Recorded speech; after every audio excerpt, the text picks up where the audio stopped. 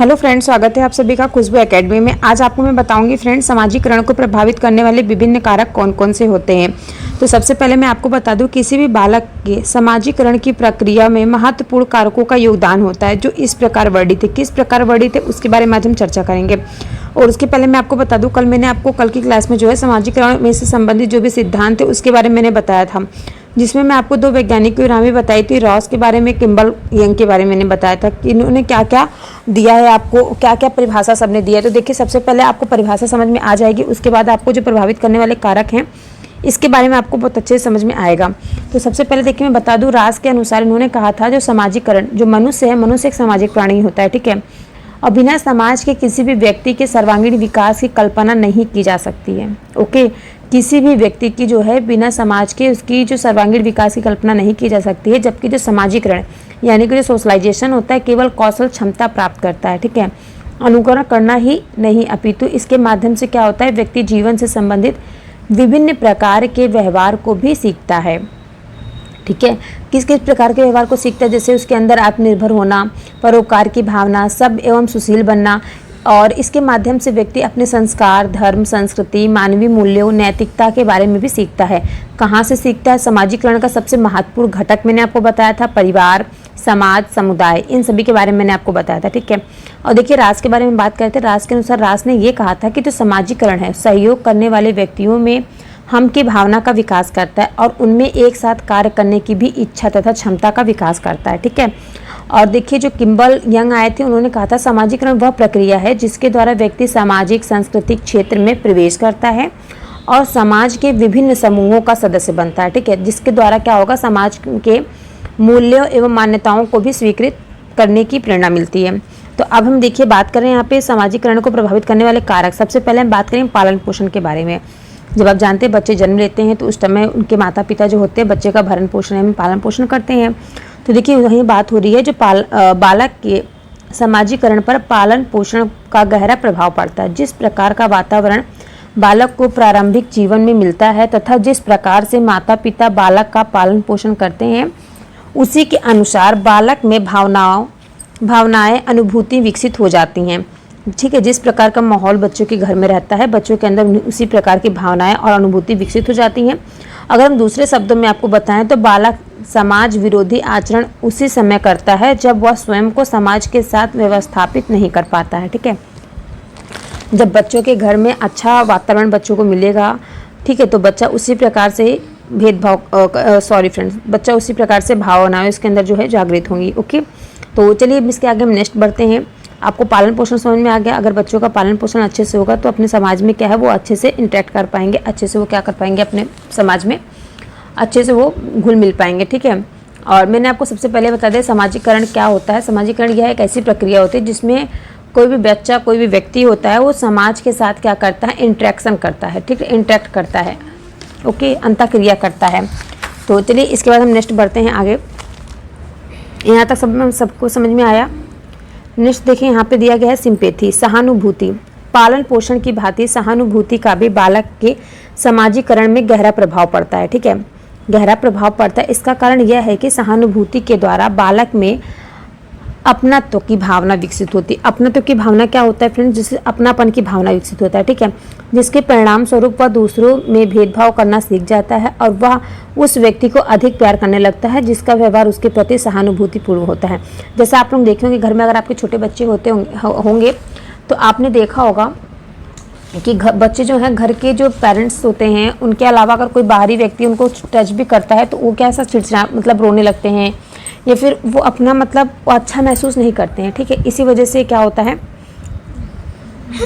बच्चे क्या होता है, अच्छा महसूस नहीं करते, ठीक है, तो रोने लग जाते हैं। तो ऐसा आपने सभी ने अपने अपने घर के आसपास देखा होगा। घर में अगर छोटे बच्चे तो आपने देखा होगा, तो आपके आस पड़ोस में छोटे बच्चे जरूर आपको देखने को मिलेंगे, ठीक है।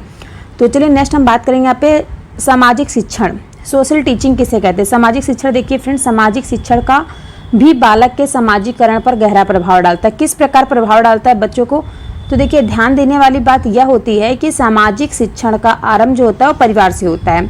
बच्चों की प्रथम पाठशाला, देखिए सबसे ज़्यादा एग्जाम में पूछा जाता है, बच्चों की जो प्रथम पाठशाला क्या होती है, तो वो होता है उनका परिवार, उनका घर, उनकी माँ, जहाँ पर बालक अपने माता पिता, भाई बहन तथा अन्य सदस्यों से खान पान तथा रहन सहन आदि के बारे में शिक्षा ग्रहण करता है।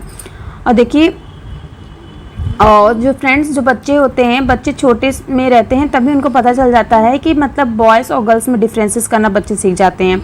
ये सब बच्चे जो सीखते हैं अपने घर में, अपने परिवार में, अपने आस पड़ोस से सीखते हैं। ठीक है, यहाँ पे देखिए बताया गया है ना, जो सामाजिकरण शिक्षण का जो आरंभ होता है वो परिवार से ही हो जाता है, जहाँ पर बालक माता पिता भाई बहन तथा अन्य सदस्यों से खाना पीना, किस प्रकार का खाना पीना खाना है, किस प्रकार से रहना है, किस प्रकार से रहन सहन आदि के बारे में शिक्षा ग्रहण कर लेते हैं। ठीक है, ये सब बच्चे कहाँ से प्राप्त करते हैं? इन सभी का जो शिक्षा है ये सभी बच्चे अपने परिवार से ग्रहण कर लेते हैं। ठीक है, नेक्स्ट फ्रेंड्स देखिए, यहाँ पे बता रही हूँ मैं आपको पुरस्कार एवं दंड के बारे में। ठीक है, अवार्ड एंड पनिशमेंट के बारे में बात हो रही है। तो देखिए, बालक के सामाजिकरण में पुरस्कार एवं दंड का भी महत्वपूर्ण प्रभाव पड़ता है। जब बालक समाज के आदर्शों तथा मान्यताओं के अनुसार व्यवहार करता है तो लोग उसकी प्रशंसा करते हैं। ठीक है, साथ ही वह समाज के हित को दृष्टि में रखते हुए जब कोई विशिष्ट व्यवहार करता है तो उससे पुरस्कार भी मिलता है। ठीक है, जब उसे क्या विशिष्ट व्यवहार करता है तो उसे पुरस्कार भी मिलता है। इसके विपरीत जब बालक असामाजिक व्यवहार करता है तो उसे दंड भी दिया जाता है, जिससे भय से वह ऐसा कार्य फिर दोबारा नहीं करता। जैसा आप लोग देखे होंगे घर में क्या होता है, और जब अगर कोई मेहमान वगैरह आ जाते हैं तो बच्चे क्या करते हैं, शरारत उस टाइम नहीं करते, क्योंकि उनको डर रहता है, या तो उनको पुरस्कार का डर रहेगा या फिर उनको दंड का, कि मम्मा मतलब उसको मारेंगी। कुछ बच्चे क्या करते हैं, पुरस्कार के वजह से बच्चे पढ़ाई करते हैं, कुछ बच्चे दंड के डर से पढ़ाई करते हैं। ठीक है, तो बच्चों के अंदर क्या होता है, दोनों प्रकार की भावनाएं उनके अंदर जागृत रहती है। तो बालक के सामाजिकरण में जो उसका पुरस्कार और दंड होता है, इसके बहुत ही ज़्यादा महत्वपूर्ण प्रभाव पड़ता है। जब बालक समाज के आदर्शों तथा मान्यताओं के अनुसार व्यवहार करता है, आदर्शों और मान्यताओं के अनुसार, जैसा कि मैंने आपको बताया ना, वो या तो डर की वजह से या तो उस पुरस्कार की वजह से वो व्यवहार करता है तो लोग उसकी प्रशंसा करते हैं। साथ ही वह जो समाज के हित की दृष्टि में रखते हुए जब कोई विशिष्ट व्यवहार करता है, जैसे जब किसी अपने बड़े से कुछ गलत बोले, ठीक है, गलत व्यवहार करे, ऊंची आवाज़ में बात करे, या फिर किसी के सामने कुछ गलत व्यवहार करे, तो उसको क्या कहेंगे, उसे पुरस्कार नहीं, उसे दंड मिलता है। ठीक है, और जब कोई अच्छा व्यवहार करेगा, अच्छे से बोलेगा या फिर अच्छे से कोई कार्य करेगा तो उसको उस जगह पे क्या पुरस्कार दिया जाएगा। तो इसके विपरीत जब बालक असामाजिक व्यवहार भी करता है तो उसे दंड भी दिया जाता है। ठीक है, जब कोई अच्छा व्यवहार करेगा तो उसको पुरस्कार भी मिलता है, जिसके भय से ऐसा कार्य फिर दोबारा बच्चे नहीं करते हैं। ठीक है, तो आपको समझ में आया पुरस्कार एवं दंड क्या होता है। इसके बाद चलिए नेक्स्ट आगे हम बढ़ते हैं।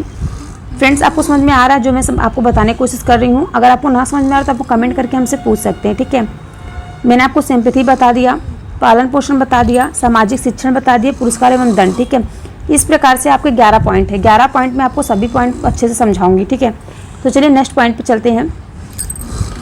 नेक्स्ट पॉइंट देखिए फ्रेंड्स, यहाँ पे दिया गया है वंशानुक्रम, हेरिडिटी। हेरिडिटी देखिए फ्रेंड्स क्या है, बालक में वंशानुक्रम से प्राप्त कुछ अनुवांशिक गुण होते हैं, जैसे मूल भाव, संवेग, सहज क्रियाएं व क्षमताएं आदि। ये सभी प्रकार के क्या होते हैं बच्चों के अंदर, ये सभी क्रियाएं होती हैं। ठीक है, अब नेक्स्ट हम बात करेंगे इसमें अनुवांशिक गुण, जो उनके अनुवांशिक वंश फ्रेंड्स समझ रहे ना, हेरिडिटी यानी कि एक पीढ़ी दर पीढ़ी जो ट्रांसफर होता है उसकी बात यहाँ पे हो रही है। ठीक है, अनुवांशिक डीएनए की बात हो रही है। बालक में जो वंशानुक्रम से प्राप्त होता है कुछ अनुवांशिक गुण होते हैं, जैसे कि मूल भाव, बच्चों के जो पेरेंट्स के मूल भाव कैसे, संवेग कैसा, सहज क्रियाएं कैसी, क्षमताएं कैसी, जो उनके दादा दादी से माता पिता है, माता पिता से बच्चों में आती है। ठीक है, इनके अतिरिक्त उनके अनुकरण एवं सहानुभूति जैसे गुणों में भी वंशानुक्रम की प्रमुख भूमिकाएं होती हैं।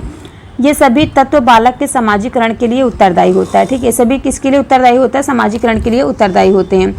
जैसे कि जब कोई बच्चा जो है दुर्व्यवहार करता है तो उनको कहा जाता है ना किस फैमिली से बिलोंग करता है। ठीक है, ऐसा बोलते हैं ना समाज में, आपने सुना होगा।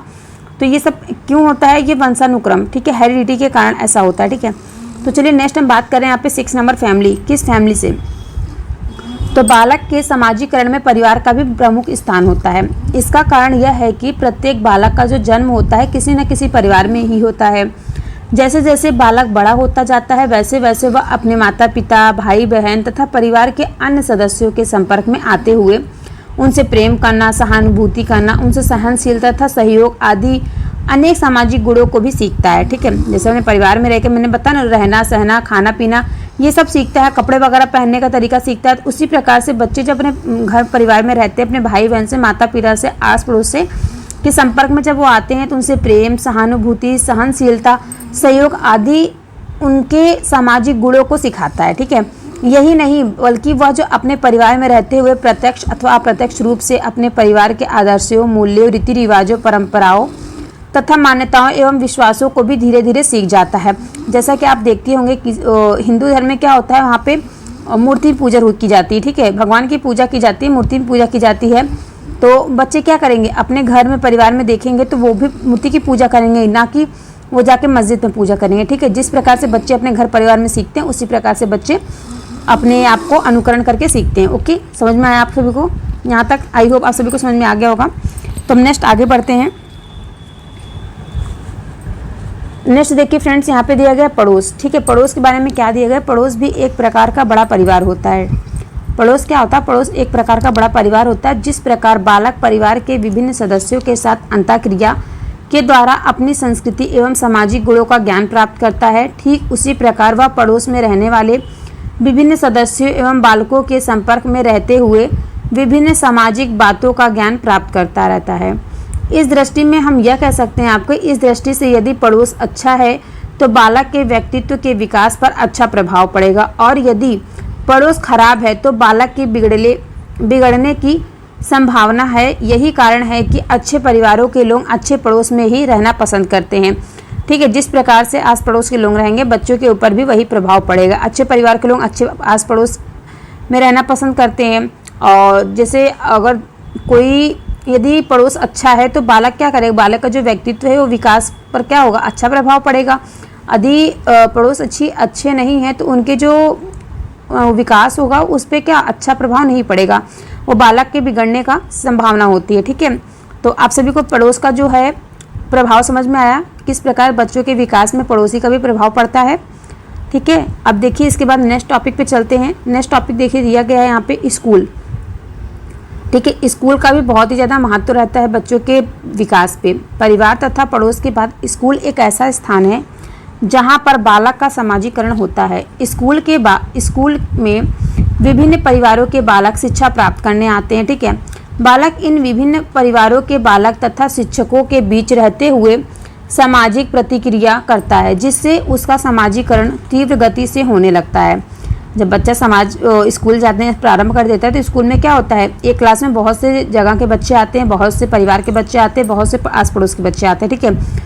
तो उनके साथ बच्चे रहने लगता है और उनका जो समाजीकरण है वो तीव्र गति से होने लगता है। अगर स्कूल में रहते हुए बालकों को जहाँ एक और विभिन्न विषयों की प्रत्यक्ष शिक्षा द्वारा सामाजिक नियमों, रीति रिवाजों, परंपराओं, मान्यताओं, विश्वासों तथा आदर्शों एवं मूल्यों का ज्ञान होता है, वहीं पे क्या होता है, वहीं पे दूसरी ओर उसमें क्या होगा, स्कूलों की जो विभिन्न सामाजिक योजनाओं में सक्रिय रूप से भाग लेते हुए अप्रत्यक्ष रूप से विभिन्न सामाजिक गुणों का भी विकास होता रहता है, ठीक है। मैंने आपको बताया ना, यहाँ पे देखिए जब बच्चा स्कूल में जाएगा तो विभिन्न प्रकार के चीज़ों को देखेगा, समझेगा, सुनेगा, तो वहीं पे वो उसको अच्छी चीज़ों के साथ साथ उसको बुरी चीज़ें, दोनों ही चीज़ों का उसको सामना करना पड़ता है, ठीक है। तो वो क्या करेगा, सभी सक्रिय रूपों से भाग लेते हुए अप्रत्यक्ष रूप से विभिन्न सामाजिक गुणों का भी विकास होता है उसके अंदर। अब नेक्स्ट देखिए यहाँ पे दिया गया है बालक के साथी। बालक के साथी के बारे में क्या दिया गया है फ्रेंड्स, देखिए प्रत्येक बालक जो है अपने साथियों के साथ खेलता है।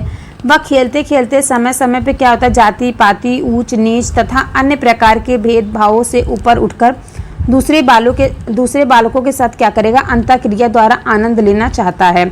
इस कार्य में उसके साथी उसकी महत्वपूर्ण भूमिका निभाते हैं, क्योंकि देखिए क्या होता है, स्कूल में जाने के बाद क्या स्कूल में क्या सभी बच्चे एक ही जाति के हैं, एक ही परिवार के हैं, एक ही कुल के हैं, एक ही जात पात के हैं, ऐसा नहीं होता ना। बच्चे क्या होते हैं, बहुत से घर के बच्चे आते हैं, बहुत से जात पात के बच्चे होते हैं, कुछ बच्चे अच्छे कास्ट के होते हैं, कुछ बच्चे नीच कास्ट के होते हैं, कुछ बच्चों में मतलब भेदभाव, इन सभी चीज़ों को बच्चे भूल करके क्या करते हैं, एक दूसरे के साथ बालकों का जो अंतःक्रिया होता है वो आनंद लेने के लिए होता है। केवल खेल कूद के माध्यम से बच्चे सीखते हैं और बच्चों को आनंद आना चाहिए स्कूल में, ठीक है। तो महत्वपूर्ण भूमिका निभाते हैं बच्चों, ठीक है। नेक्स्ट देखिए फ्रेंड्स, यहाँ पे हम बात कर रहे हैं समुदाय के बारे में। कम्युनिटी क्या होती है, तो बालक के समाजीकरण में समुदाय अथवा समाज का गहरा प्रभाव होता है। प्रत्येक समाज अथवा समुदाय अपने अपने विभिन्न साधनों तथा विधियों द्वारा बालक का समाजीकरण करना अपना परम कर्तव्य मानता है, अपना परम कर्तव्य क्या करता समझता है। इन साधनों के अंतर्गत जातीय तथा राष्ट्रीय प्रथाएं एवं परंपराएं, मनोरंजन एवं राजनीतिक विचारधाराएं, धार्मिक कट्टरता, सांस्कृतिक, कला, साहित्य, इतिहास, जाति, पूर्व धाराएं इत्यादि आती हैं। तो देखिए मैंने यहाँ बताया ना, कम्युनिटी, जब बच्चे क्या करते हैं, कम्युनिटी यानी कि समुदाय जब बनाते हैं तो अपना समाज का गहरा प्रभाव पड़ता है। प्रत्येक समाज अथवा समुदाय अपने अपने विभिन्न साधनों तथा विधियों द्वारा क्या करते हैं, बालक का समाजीकरण करने का अपना परम कर्तव्य समझता है। इन साधनों से क्या होता है, इन साधनों के अंतर्गत क्या होगा, जातीय तथा राष्ट्रीय प्रथाएं एवं परंपराएं, मनोरंजक एवं राजनीति विचारधाराएं, धार्मिक कट्टरता, सांस्कृतिक, कला, साहित्य, इन सभी के क्या करेंगे, एक्टिंग करेंगे। और कम्युनिटी मतलब एक समुदाय बना करके ये लोग उसकी संस्कृति का एक्टिंग करके उसको अपने ऊपर उतारेंगे। ठीक है, तो यहाँ पे आपको समझ में आ गया। नेक्स्ट हम आगे बढ़ते हैं। तो वहाँ तक सभी को समझ में आ गया। देखिए फ्रेंड्स, कम्युनिटी को मैंने क्या क्या कम्युनिटी के बारे में आपको बता दिया है। जो संस्कृति, कला, साहित्य को ये लोग एक कम्युनिटी बना करके बच्चे सीखते हैं आपस में। ठीक है, अब देखिए लास्ट आता है आपका धर्म। धर्म क्या है, रिलीजन्स। धर्म का बालक, किसी भी धर्म का बालक जो है, बालक के समाजीकरण में महत्वपूर्ण योगदान रखता है। हम देखते हैं कि प्रत्येक धर्म के कुछ संस्कार, परंपराएं, आदर्श तथा मूल्य होते हैं। जैसे जैसे बालक अपने धर्म अथवा अन्य धर्मों के व्यक्तित्व एवं समूहों के संपर्क में आता है, वैसे वैसे वह उक्त सभी बातों को स्वाभाविक रूप से सीखता है। ठीक है, तो मैंने फ्रेंड्स आपको यहाँ तक समझा दिया है। समुदाय, धर्म, पास पड़ोस, परिवार, सभी के बारे में मैंने बहुत अच्छे से आपको समझा दिया। अगर आपको यहाँ तक अच्छे समझ में आ गया तो बहुत अच्छी बात है। अगर किसी को कुछ नहीं समझ में आया है या फिर कुछ प्रॉब्लम है, ठीक है, टॉपिक में, तो आप कमेंट करके हमसे पूछ सकते हैं। ठीक है, मैं आपसे मिलती हूँ नेक्स्ट क्लास में। और सभी से रिक्वेस्ट है कि आप लोग चैनल को सब्सक्राइब एंड वीडियो को लाइक कर लीजिएगा। Okay, thank you. कल की क्लास जो आपकी होगी, कल की क्लास में आपको समाजीकरण के प्रकार बताऊंगी। ठीक है, किस किस प्रकार के आपके समाजीकरण के जितने भी प्रकार होते हैं उसके बारे में मैं कल आपको क्लास में बताऊंगी। तो आज की क्लास यहीं पे मैं समाप्त करती हूँ। कल की क्लास जो आपकी वेरी मोस्ट इंपॉर्टेंट होने वाली है, जिसमें मैं आपको समाजीकरण की जो प्रकार होते हैं, कितने प्रकार के, प्राथमिक, द्वितीय, वो सभी प्रकार के बारे में बताएंगे। ठीक है, और उसके बाद समाजीकरण की अवस्थाएं भी बताएंगे नेक्स्ट क्लास में।